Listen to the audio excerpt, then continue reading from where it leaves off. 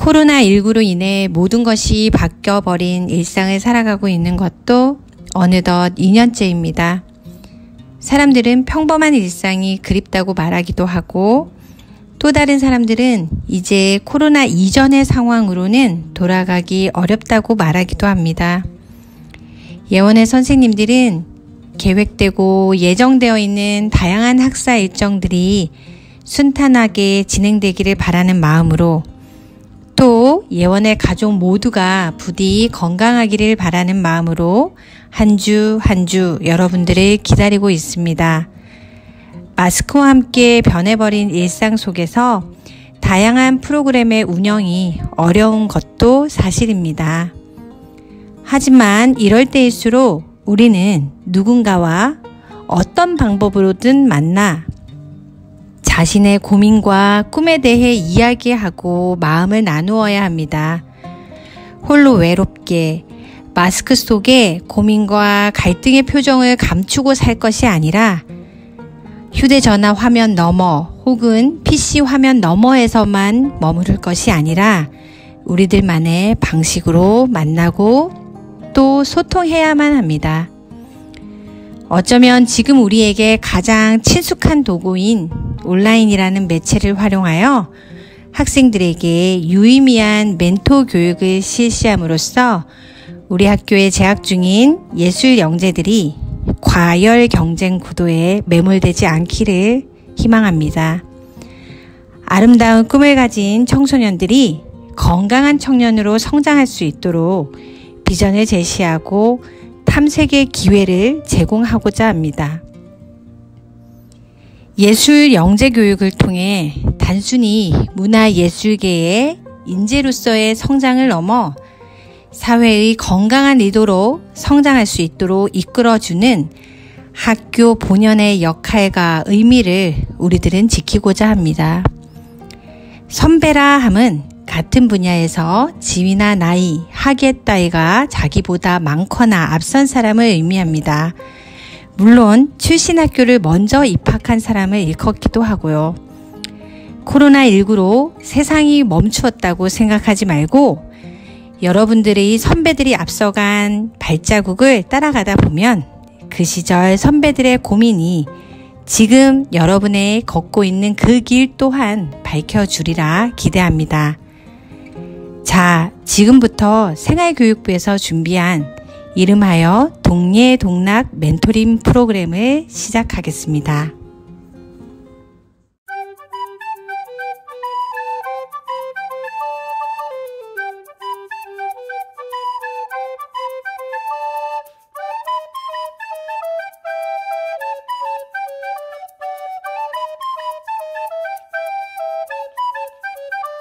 네, 안녕하세요. 저는 예원학교 졸업생 바이올린 전공했던 김신혜라고 합니다. 전공은 언제 어떤 계기로 시작하게 되셨나요? 저는 4살 때 엄마 따라 시장에 가다가 동네 유치원에서 바이올린 소리가 들려서 그 소리를 따라서 유치원에 가서 엄마 졸라서 시작하게 되었고요. 엄마는 교회에서 바이올린 반주 시키고 싶은 마음에 시켜주셨다고 합니다. 예원학교에서 생활했던 당시를 돌이켜보면 어떤 기억이 있으신가 해서. 저는 일단 예원 입시를 보러 갔을 때 예원 교복이 너무 예뻐서 꼭 합격해서 저도 그 예원 교복을 입어보고 싶었고 합격해서 예원 교복을 입고 이렇게 돌아다닐 때 너무 자랑스러웠어요. 그래서 아직도 예원 교복을 버리지 못하고 입지는 못하지만 가지고 있어요. 그리고 처음 입학했을 때 1학년 때 사귀었던 친구들이 너무 따뜻하고 좋은 친구들이어서 너무 행복한 시간을 보낼 수 있었던 게 가장 좋은 추억으로 남고요. 기대를 하지 못했는데 성적은 6년 동안 계속 매년마다 최우수상 한 명에게 주는 장학금을 받을 정도로 잘 나왔어서 그걸로 그때 교목실에서 실후환원과에 계속 개안수술을 후원을 할 수 있었어요. 저희는 그때 장학금을 받거나 콩쿨 상금을 받으면 개안수술을 후원할 수 몇 명을 눈을 띄울 수 있다 이렇게 격려를 해주셔서 교육실에서 그런 활동을 하기 위해서라도 더 열심히 하고 그런 동기가 됐었던 것 같아요. 근데 실기는 제가 그만큼 결과가 잘 나오지 못했어서 되게 힘들었던 것 같고 처음에 7등을 했었는데 그게 뭐 럭키 세븐이어서 괜찮다고 생각을 했어요. 그리고 마지막에도 7등 했는데 중간에 제가 실기시험을 하다가 활을 떨어뜨린 적도 심지어 있었어요. 근데 그건 어떻게 다시 멈추고 다시 할 수가 없잖아요. 근데 아예 멈춰버렸으니까 등수가 팍 떨어졌고 그런 일도 있으면서 저희 때는 오케스트라를 등수대로 앉았으니까 점점 이렇게 다른 친구들보다 뒷자리로 가게 되면서 자존감도 너무 떨어지고 그냥 공부에서는 탑을 하고 있는데 예원은 실기를 잘하는 학생이 주인공인데 나는 여기서 뭘 하고 있는 건가, 내 적성에 맞지 않는 곳에 온 건가, 다른 사람들도 너는 여기서 바이올린을 잘해야지 뭐 공부는 뭐 왜 하는 거야 이렇게 했을 때 나는 뭐 그러면 예고를 가지 말고 다른 거를 해야 되나 약간 이방인 같은 생각도 들고 저도 바이올린을 잘하고 싶었는데 그래서 되게 많은 진로에 대한 고민을 했었던 것 같아요. 그래서 항상 예고를 갈지 아니면은 다른 진로를 택해야 될지 그게 예원 시절의 가장 큰 고민이었고 그래서 3학년을 올라갈 때는 도저히 안 되겠다. 그냥 일반고를 가든지 뭐 해야겠다 해서 그래도 예원 졸업은 해야 되니까 실기시험이랑 향상음악회 준비해야 되는 최소한의 이제 곡만 준비를 했어요. 그런데 3학년 2학기 때인가 예고 입시곡이 나왔는데 제가 어쩔 수 없이 이제 곡 하나 준비하고 있었던 그 곡이 바로 입시곡으로 지정곡으로 나와서 이거 하나님이 나를 예고를 가라고 하는 뜻인가 해서 일단 예고 시험을 보게 됐어요. 그러니까 예원이 굉장히 아담하고 그러니까 굉장히 그 분위기는 좋지만 저는 그 실기와 필기 간의 괴리라든지 그 오케스트라나 그런 데서 제가 점점 뒤로 밀리면서 굉장히 힘들었던 기억이 나요. 진짜 그거는 모든 학생들이 거의 공감할 것 같긴 한데 공부도 잘하고 싶고 전공도 잘하고 싶은데 그걸 둘 다 잡기가 힘든 거니까 그건 진짜 모든 학생들이 다 고민을 하고 있는 것 같아요. 전공 외에도 원래 어떤 분야에 관심이 있었는지 궁금해서 이 질문을 저는 어릴 때부터 호기심이 굉장히 많았어요. 그래서 그냥 친구들이랑 흙장난을 하다가 뭐 벌레가 귀여워도 그냥 그 벌레도 굉장히 관심이 많았고 그래서 뭐 과학경시대도 학교 대표로 시에서 은상 받기도 하고 국어경시대에도 나가고 굉장히 관심이 많았고 어떨 때는 제가 뭐에 하나 꽂히면 계속 이렇게 시간 가는 줄 모르고 계속 하는 경향이 있는데 글자를 계속 읽었던 때가 있어요. 그래서 책을 이렇게 쭉 계속 읽다가 더 이상 읽을 책이 없어서 백과사전을 이렇게 1페이지부터 다 읽고 더 이상 읽을 게 없어서 국어사전을 막 1장부터 막 다 읽고 이렇게도 했어요. 근데 그때는 이제 어린 친구들은 모르겠지만 저 때는 집에 컴퓨터가 없었어요. 그래서 만약에 지금처럼 컴퓨터 게임이 이렇게 많고 이랬으면 저는 정말 공부는 하나도 안 하고 페인이 되지 않았을까. 다행히 그때 컴퓨터나 게임 같은 게 없었기 때문에 제가 책을 봤기 때문에 그래도 바보가 되지 않지 않았을까. 아니면 뭐 프로게이머가 됐을 수도 있을 것 같아요. 그냥 원래도 그냥 어떤 하나에 꽂히면 되게 그거에 집중을 해서 하시는 게 좀 있으셨나 봐요. 어릴 때부터. 네. 심지어 고3 때 제가 드디어 이제 컴퓨터 게임을 손에 넣게 돼가지고 고3 여름 방학 때 대학 입시를 준비를 해야 되는데 너무 재밌는데 부모님이 여행을 가신 거예요.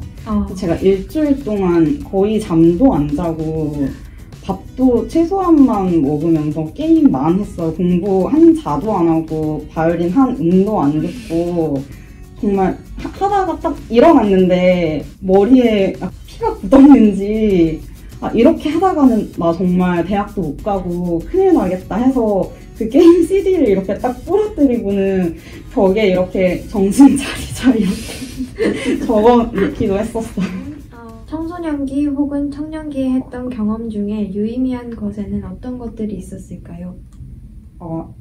교목 선생님, 기도할머니 통해서 실로암 안과에 봉사활동을 가고 고아원에도 봉사활동을 갔었던 일인데 예원에서 굉장히 경쟁이 심하잖아요. 그래서 저보다 뛰어난 친구들도 굉장히 많고 내가 굉장히 못하는 사람인가 이런 생각도 들고 조금이라도 더 잘해야겠다 이런 생각만 하다가 그런 곳에 가니까 아예 너무 불편하고 힘드신 분들도 많구나 이러면서 굉장히 많은 전혀 다른 생각을 내가 굉장히 좁은 생각만 하고 있었구나 이런 생각을 하게 되었고 또 내가 열심히 공부도 하고 실기도 해서 나도 콩쿨 상금도 타고 해서 꼭 계양수술을 한 건이라도 더 후원을 하고 싶다 이런 생각을 하게 되었어요.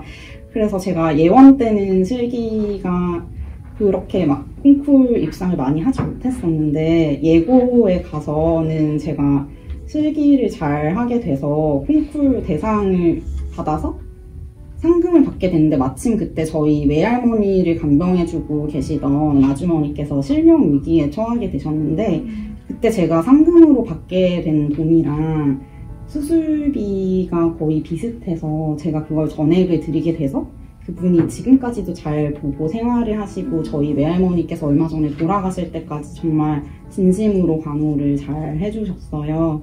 그래서 저한테도 제가 지금까지 뭘 잘하고 대학을 잘 가고 이런 것보다도 제 인생에서 제가 가장 잘하고 보람 있었던 일이 그 일이 아니었나. 그래서 정말 감사한 마음이 드는 일이 그 일인 것 같습니다. 전공자로서 삶은 수탈했다고 보시나요? 과거에 겪었던 혹은 현재도 겪고 있는 어려움은 무엇인가요? 아까 질문에서도 제가 예원 때 실기가 마음대로 되지 않아서 굉장히 힘들고 속상했다고 말씀을 드렸잖아요.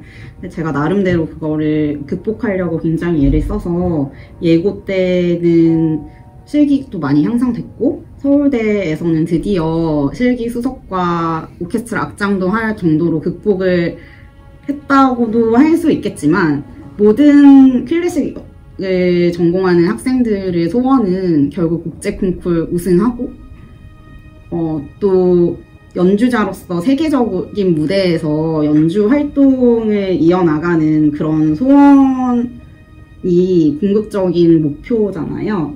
근데 저는 어떻게 보면은 그렇게 되지 못했으니까 실패했다고도 할 수 있겠죠? 근데 그렇기 때문에 제가 바이올린 전공자로서 실패했기 때문에 지금 변호사로서 전혀 제가 생각하지 못했던 새로운 삶을 살고 있는 거고 또 다른 분야에서 훌륭하신 선배님들과 동료들과 또 의미 있는 일을 하고 있는 거라고 생각을 합니다. 그리고 것 같아요. 예원 때는 제가 앞으로 진로가 어떻게 될지, 뭐를 전공을 해야 될지, 어떤 대학을 가야 될지, 어떤 전공을 해야 될지, 그리고 어떤 직업을 선택해야 될지 그런 게 저는 대학 무슨 대학 무슨 과만 가면 어느 정도 해결될 거라고 생각을 했어요. 그런데 전혀 그렇지가 않고 지금 사실 저보다 더 자격증도 많으시고 의사 자격증도 갖고 계시고 회계사, 변리사, 변호사 자격증 다 갖고 계신 그런 분들도 자기 앞으로 커리어 어떻게 해야 될지 그게 가장 고민이라고 하세요. 그래서 정말 인생이 끝이 없는 것 같고 예전에 100년, 200년 전에는 태어난 때로부터 인생이 어느 정도 다 결정이 돼버렸다면 저희 부모님 세대 때는 대학을 좋은 대학교 나왔느냐 이걸로 거기서 결정이 났다면 지금은 그렇지가 않은 것 같아서 끝까지 계속 죽을 때까지 열심히 해야 되고 한치 앞을 모르는 것 같아요. 특히 최근 한 5년? 이렇게 사이에는 굉장히 사회가 변동도 많고 그렇잖아요. 근데 또 어떻게 보면은 중간에 조금 잘못해도 또 갑자기 확 성공하는 사람도 있고 또 새로운 기회도 많기 때문에 어떻게 보면은 미래에 대한 걱정은 언제나 있다고 할 수 있을 것 같아요. 네. 변호사님께 전공은 삶에 어떤 의미를 갖나요? 일단 제가 바이올린은 마음대로 되지 않았지만 제가 끝까지 포기를 하지 않고 그래도 대학교 졸업할 때까지 놓지 않고 끝까지 했다는 거에 대한 의미가 있는 것 같아요. 포기하지 않고 했다는 그런 의미가 있는 것 같고 그리고 바이올린을 잘하는 사람은 많고 변호사도 많지만 제가 변호사 중에서는 그래도 바이올린은 가장 잘하는 사람이지 않나 그렇게 특별한 사람이라는 그냥 혼자만의 어떤 자부심을 느낄 수 있는 포인트도 있고 처음 아이팟이라는 게 나왔을 때 그게 가장 성능이 좋은 어떤 기계는 아니었지만 뭔가 특별한 예쁜 그런 걸로 타겟팅이 돼서 사람들이 굉장히 사랑받는 그런 물건이 있었잖아요. 제가 경영대를 다닐 때 굉장히 인상이 남았던 게 최고가 되든지 유일이 되라 이런 말이 있었어요. 근데 최고가 되기는 굉장히 어렵더라고요. 제가 세계에서 바이올린을 제일 잘하는 사람이 된다. 이거는 못하겠더라고요. 그리고 법도 제가 법을 가장 잘하는 사람이 된다. 이거는 너무 어려워요. 하지만 유일이 된다. 제가 변호사 중에서 바이올린을 잘하는 사람이 된다? 이거는 정말 그냥 그 분야에서 넘버원이 되는 것보다는 어떻게 보면은 쉬운 일일 수도 있거든요. 그냥 자기 나름을 그냥 유니크한 사람이 되는 거는 각자의 개성이 있으니까요. 그리고 특히 외국 같은 데 나갔을 때 제가 영어나 이런 게 부족하니까 말이 안 통하잖아요. 근데 제가 바이올린을 하면 모든 사람들이 저를 굉장히 좋아해 주더라고요. 그래서 굉장히 다양한 사람들이 열린 마음으로 쉽게 친구가 될 수 있고 사실 중간에 예고가 안 되거나 또 음대 입시에 실패해서 유학을 간 친구들이 있는데 그런 친구들이 음악을 통해서 굉장히 대학을 잘 가거나 또 좋은 사람들이 만나서 굉장히 성공한 친구들이 많이 있어요. 그래서 예원 올 정도로 실기를 뭐 음악이든 미술이든 무용이든 할 수 있는 그런 탤런트가 있는 거는 계속 그걸 하지 않더라도 큰 자산이 될 수 있는 것 같아요. 그런 것 같아요. 진짜 애들한테 그 정도의 집중력이 있다는 것은 그 음악, 미술, 무용 이것들을 다 해내는 그런 끈기와 고도의 집중 그게 있다는 건 뭐든 할 수 있다는 것 같아요. 그런 가능성이 열려있다고 친구들이 생각해주면 좋겠네요. 그런 말씀으로 들립니다. 실제 예를 들자면 제가 하버드 서머스쿨을 경영대 다니면서 갔었는데 제가 영어를 그렇게 잘 하지 못하거든요. 그리고 동양에서 왔고 이러니까 인싸가 되지 못했었는데 갑자기 오케스트라가 있다고 오디션을 오래요. 그래서 제가 차이콥스키 콘체르토 오디션을 봤는데 갑자기 그냥 인싸가 돼서 그냥 악장 너 하라고 그러고 모든 사람들이 다 저랑 친하게 지내려고 하면서 굉장히 즐거운 학교 생활이 됐었고 로스쿨에서도 제가 다른 사람들보다 그렇게 공부를 잘하지 못했어요. 근데 학교 행사에서 바이올린 연주를 하고부터 다른 친구들이 너는 바이올린을 이렇게 하느라고 그동안에 법학 공부를 많이 못했구나 이러면서 굉장히 많은 도움을 주기도 했었고 회사에 입사해서도 송년회 때 연주를 하고 나서 그거를 계기로 친해진 선배들도 많았고 굉장히 좋은 바이올린 때문에 좋은 인연을 많이 맺게 된 것 같아요.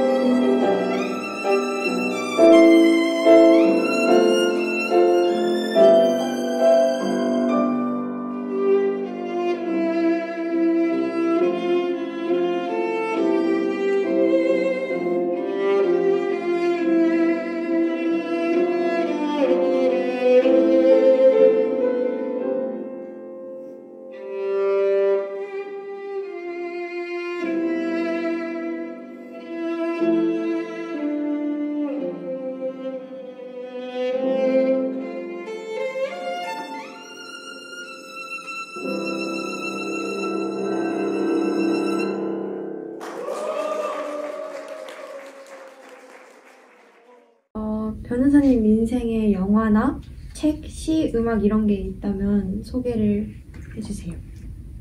제가 조금 지난 영화긴 한데 얼마 전에 마션이라는 영화를 봤어요. 혹시 보셨나요? 엄마 보는 거 옆에서 조금씩 봤어요.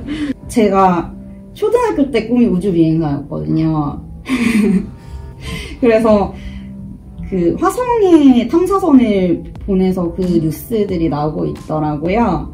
근데 마션이라는 영화는 맷 데이먼 주연 영화인데 이 사람이 혼자 화성에서 살아남는 주제로 있는 영화인데 거기서 뭐 감자도 키우고 굉장히 감동적이에요. 근데 마지막에 이 사람이 천신만고 끝에 지구로 돌아온 후에 우주 비행사가 되려고 하는 후배들에게 해주는 말이 굉장히 공감이 감동적이더라고요. 거기서 정말 혼자밖에 없고 얼마나 외롭고 숨막히는 순간인데 아예 포기해버리고 죽을 것이 아니라면 살려고 노력을 해야 된다. 사실 태어나는 것부터가 그렇잖아요. 뭐 아프리카에서 태어날지 아니면 아주 유복한 환경에서 태어날지에 따라서 사실 90% 이상이 결정이 되어버리는데 제가 뭐 내일 당장 어떻게 될지 사고가 날지 사람이 아무리 뛰어난 사람이라도 자기가 컨트롤할 수 없는 부분이 훨씬 크더라고요. 그런데 그냥 하나하나 문제를 해결해 나가다 보면은 살 수 있다. 그냥 닥치는 일을 하는 거다. 하나의 문제를 해결하고 또 다음 문제를 해결하고 또 그 다음 문제를 풀다 보면은 집으로 갈 수 있다. 이렇게 얘기를 하더라고요. 저도 예원 때 굉장히 고민이 많고 힘들었지만 그래도 그냥 뭐 향상음악회를 해야 되면 다가오면 향상음악회 준비를 하고 뭐 수행평가가 있으면 수행평가를 하고 중간고사가 있으면 중간고사를 하고 실기시험이 오면 실기시험을 하고 그냥 닥치는 거를 그냥 하면서 살았던 것 같아요. 뭐 고민은 많았지만 그렇다고 해서 딱히 뭐 특별히 제가 할 수 있는 것도 없었고 그런 의미에서 이 마션이라는 영화가 굉장히 공감이 갔습니다. 현재 하시고 있는 일에 대해서 소개를 해주셨으면 좋겠습니다. 저는 지금 3년차 변호사로 일을 하고 있어요. 그래서 주로 하고 있는 일은 민사, 형사, 송무 일을 하고 있어서 법정에 가서 의뢰인분들을 변호하는 일을 주로 하고 있고요. 그리고 기업 자문 일도 하고 있고 최근에는 특허 소송 쪽도 대리하게 되었고 특히 산업부에서 새로 규제 샌드박스라고 해서 뭐 스타트업 기업들이나 그런 기존 규제들 때문에 하지 못했던 그런 신사업들? 그런 사업들을 활로를 찾아주는 그런 자문을 새롭게 하게 되었습니다. 앞으로는 어떤 느낌 혹은 모습의 사람이 되고 싶으신가요? 저는 사실 제가 대학만 잘 가면 고민이 예원 때보다 많이 없을 줄 알았는데 지금도 고민이 있는 걸로 봐서 앞으로도 고민이 있을 것 같아요. 그렇지만 그냥 하루하루 그냥 할 수 있는 만큼 너무 무리하지 않으면서 너무 열심히도 말고 그리고 주변에 있는 사람들에게 잘하면서 사이좋게 살고 싶어요. 사랑하는 예원학교 후배들에게 꼭 들려주고 싶은 이야기가 있으시다면 무엇이 있을까요? 예원 다닐 때 저에게 하고 싶은 얘기인데요. 그때는 뭐 실기시험 등수 한 번 잘못 나오면 큰일 나는 줄 알고 내 인생 정말 큰일 날 것 같고 그런 기분이 들잖아요. 근데 정말 제일 해주고 싶은 그때 나의 가장 해주고 싶은 얘기가 괜찮다 그 얘기예요. 그때 신혜에게 좀 못해도 괜찮다 이 얘기를 해주고 싶어요. 왜냐하면은 그때는 대학 갈 때까지가 100m 달리기인 줄 알았어요. 100m 달리기는 정말 죽을 힘을 다해서 시작하자마자 달려야 되잖아요. 근데 대학을 갔더니 여기가 결승점이 아니라 500m 달리기래요. 그래서 힘든데 좀 더 달렸어요. 그래서 자격증을 땄어요. 근데 그게 아니고 42.195km가 결승점이라는 거예요. 그래서 나는 지금 은퇴해야 될 만큼 지쳤는데 지금 아직 뭐 반도 안 왔다고 하는 거예요. 그러니까 지금 예원 친구들 같은 경우에는 아직 갈 길이 많이 남았고 뭐 아직 한참 멀었으니까 조금 못해도 괜찮고, 그러니까 잘해도 좋지만 그거 조금 뭐 콩쿨 한번 잘하고 실기시험 한번 잘한 게 뭐 크게 보장되는 것도 없고, 예원 때 1등하고 잘했고 콩쿨 다 1등했던 친구들이 생각보다 잘 안 나가기도 하고, 그때 뭐 실기고 공부고 다 못했던 친구들이 지금 제일 잘 나가기도 하고, 사람 일은 끝까지 끝날 때까지 끝난 게 아니다. 그렇기 때문에 지금 옆에 있는 친구들이랑 사이좋게 지내고, 지금 요새 대학폭 시대잖아요. 정말 너무 눈부신 성공을 거뒀는데 옆에 사람 마음 아프게 해서 그게 와르르 다 무너지고 뭐 100억 손해배상 해야 되고 뭐 이런 사람도 있다고 하고, 그러니까 결국 남는 건 사람이고, 그래서 너무 그렇게 조급하게 생각하지 않고 스트레스 안 받았으면 좋겠고, 그리고 건강 잘 챙겼으면 좋겠어요.